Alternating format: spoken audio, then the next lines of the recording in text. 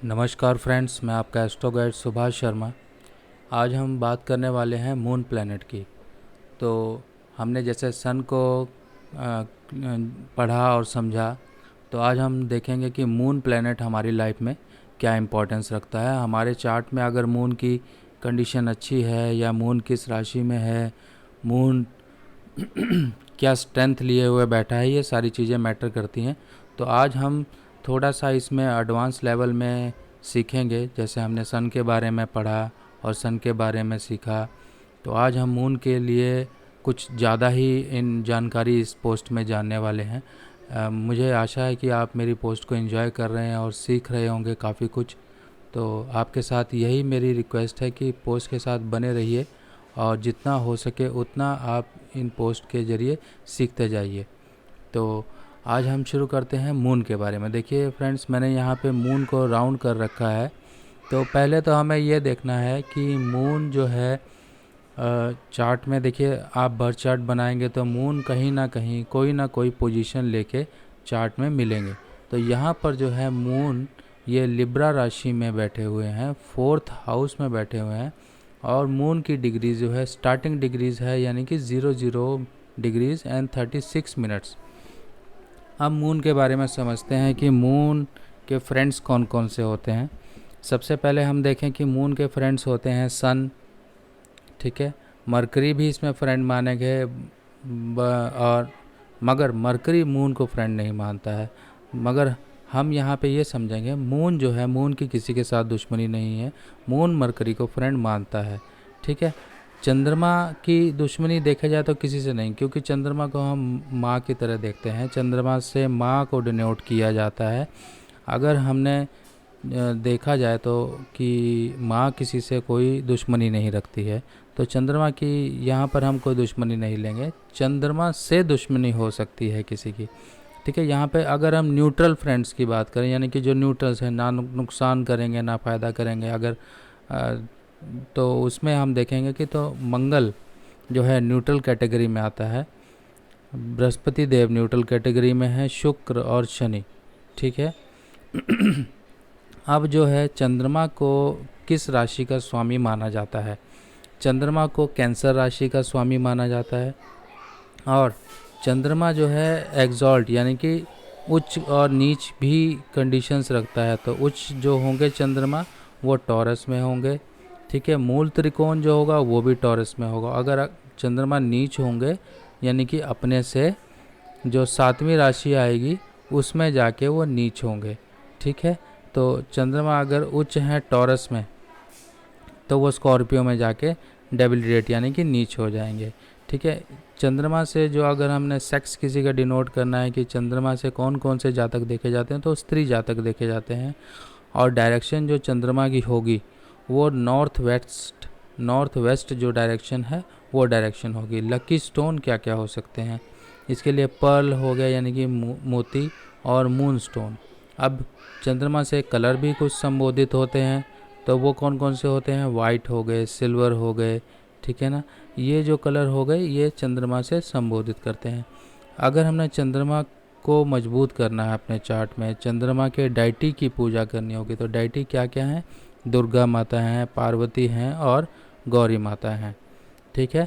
ये तो हो गए चंद्रमा के बारे में कुछ चीज़ें। अब मान लो चंद्रमा का कोई उपाय करना है, तो क्या चीज़ें डोनेट करी जाएंगी?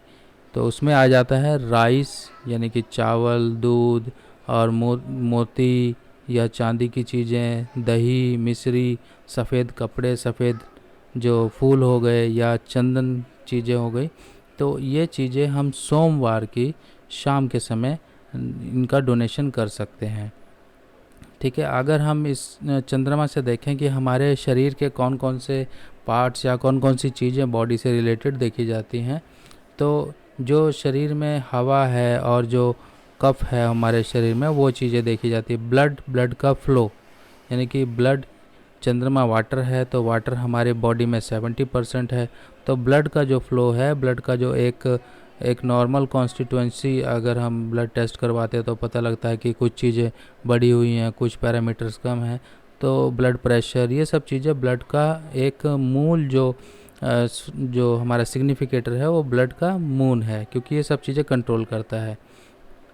ब्रेस्ट हो गई, हमारे चीक्स हो गए, ठीक है, हमारी लेफ़्ट आई हो गई, ठीक है, हमारा पेट हो गया, हमारी एसोफेगस हो गई, और यूट्रस, ओवरीज, ब्लैडर, ये सब चीज़ें यहाँ से देखी जाती हैं। अगर बीमारी होती है चंद्रमा से संबंधित तो वो कौन कौन सी होती हैं, जैसे दिल की बीमारी हो गई, फेफड़ों की बीमारी हो गई, एस्थमा हो गया, डायरिया हो गया, डायसेंट्री हो गई, ठीक है, डायरिया डायसेंट्री में वाटर लूज ज़्यादा होता है, किडनीज़ की प्रॉब्लम हो गई, क्योंकि किडनीज हमारी बॉडी के वाटर को फिल्टर करती है, ब्लड को फिल्टर करती है, डायबिटीज़, जॉन्डिस, अपेंडिसाइटिस, और यूट्रस, मेंस्ट्रुअल डिसऑर्डर्स, कई सारी चीज़ें और बीमारियां इनसे जुड़ी हुई हैं, ठीक है। अब चंद्रमा क्या चीज़ सिग्निफाई करता है? चंद्रमा जो है मन है, हमारा मन, ठीक है, और इनर हैप्पीनेस है, हमारा दिल है, हमारा जो है एक तरीके से सारी ओवरऑल लाइफ की जो हैप्पीनेस, मेंटल कंट्रोल, ये सारी चीज़ें चंद्रमा से देखी जाती हैं। अगर चंद्रमा किसी का ठीक नहीं है कुंडली में तो वो मेंटल फ्लक्चुएशन देगा, वेवरिंग देगा किसी तरह की, ठीक है, और वो इंसान कहीं ना कहीं एक तरीके से डिस्टर्ब रहेगा, और जो है खुशियाँ वो जो लाइफ में चाहिए होती हैं वो नहीं मिल पाएंगी, ठीक है। अगर अब हम समझ लेते हैं नेक्स्ट क्या है, मून जो है कारका किस किस चीज़ों के हैं। देखिए, मून मदर के कारका हैं, जो हम यात्राएं करते हैं उसके कारका हैं, दिल के कारका हैं, हमारे मन के कारका हैं, हमारे जो इमोशंस, हमारी जो फीलिंग्स हैं उनके कारका हैं, खून के हो गए, जो ब्लड की अभी हमने बात की, वाटरी प्लेसेस जैसे कि रिवर, लेक, और ये सब जितने झरने वगैरह जो पानी से जुड़ी चीज़ें होती हैं उन सब के मून कारका हैं। लिक्विड्स हो गए, लिक्विड्स में जैसे मेडिसिन्स हो गई या किसी भी तरह का कोई भी लिक्विड, वो मून से डिनोट होता है। तो गार्डनिंग हो गई, सॉल्ट हो गया, यानी कि मेडिसिन्स हो गई, समुद्री मेडिसिन्स कुछ होती हैं, ठीक है। हर्निया अगर किसी को होता है तो यहाँ से देखा जाता है। लेफ़्ट आई की तो हम बात कर चुके हैं। अगर सन जो है राइट आई है तो मून है लेफ़्ट आई। फॉरेन ट्रैवल्स यहाँ से देखी जाती हैं, जितनी भी शिप के रूट से जो भी इंपोर्ट एक्सपोर्ट है या जो भी ट्रैवल होता है वो यहाँ से देखा जाता है। चंद्रमा से मिल्क भी देखे जाते हैं, यानी कि मिल्क या मिल्क प्रोडक्ट्स जो हैं चंद्रमा से देखे जाते हैं। इंसान की पॉपुलैरिटी कितनी है, समाज में रुतबा क्या है और उसकी हैप्पीनेस ऑफ द लेवल क्या है, वो यहाँ से देखा जाता है। पेट्रोलियम प्रोडक्ट्स वो भी चंद्रमा से देखे जाते हैं। सी फूड्स, जितने भी सी फूड्स हैं वो सब चंद्रमा से देखे जाते हैं। और पर्सनैलिटी क्या है, इंसान की पर्सनैलिटी भी देखी जाती है। अब प्रोफेशन की बात करें तो प्रोफेशन क्या क्या होंगे चंद्रमा से। देखिए, जो ट्रैवलर होते हैं, एग्रीकल्चरल होते हैं, जो पानी का काम करते हैं, जो इरिगेशन डिपार्टमेंट में होते हैं, मैकेनिकल इंजीनियर्स होते हैं, या सेलर्स हो गए शिप किश्तियों पर, और जो बड़े बड़े जहाज़ों पे सेलर्स हो गए, जो मोती का व्यापार हो गया, शिपिंग हो गई किसी तरह की, नेवी का काम हो गया, मिल्क या डेयरी प्रोडक्ट्स का काम हो गया, ठीक है, फ़िश, कोरल, और ये एक्साइज वगैरह का काम हो गया, लिक्वर जो होती हैं शराब वगैरह, इनका काम हो गया, जानवर का पशुपालन जैसे कैटल्स वगैरह हो गए वो यहाँ से देखा जाएगा चंद्रमा से। वुमेंस का जो वेलफेयर है वो भी चंद्रमा से ही कनेक्टेड होता है। जो जर्नलिज़म के प्रोफेशन में है वो चंद्रमा से देखा जाता है। टूर एंड ट्रैवल्स या टूरिज़म सब चंद्रमा से देखे जाते हैं, ठीक है। जो कांच होता है, कांच का कारोबार जिनका होता है वो चंद्रमा से देखा जाता है। नर्सरी के प्रोडक्ट्स, यानी कि नर्सरी जो प्लांट नर्सरीज हैं वो भी चंद्रमा से ही देखी जाती हैं, ठीक है। हॉस्पिटल्स हो गए, नर्सिंग होम्स हो गए, या जो भी मेडिकल सपोर्ट फैसिलिटीज़ होती हैं, क्योंकि चंद्रमा जो है माँ है, और माँ जो केयरिंग के लिए सबसे ज़्यादा जानी जाती है। उनके अंदर जो ममता है, तो वो ममता जो जागती है वो चंद्रमा के इफ़ेक्ट से ही जागती है।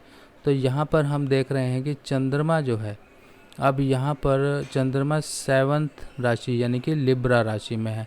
तो हमने समझा कि जो चंद्रमा है, चंद्रमा जिस राशि में है, पहले तो हमें ये देखना कि उस राशि का लॉर्ड क्या चंद्रमा का दुश्मन है या न्यूट्रल है।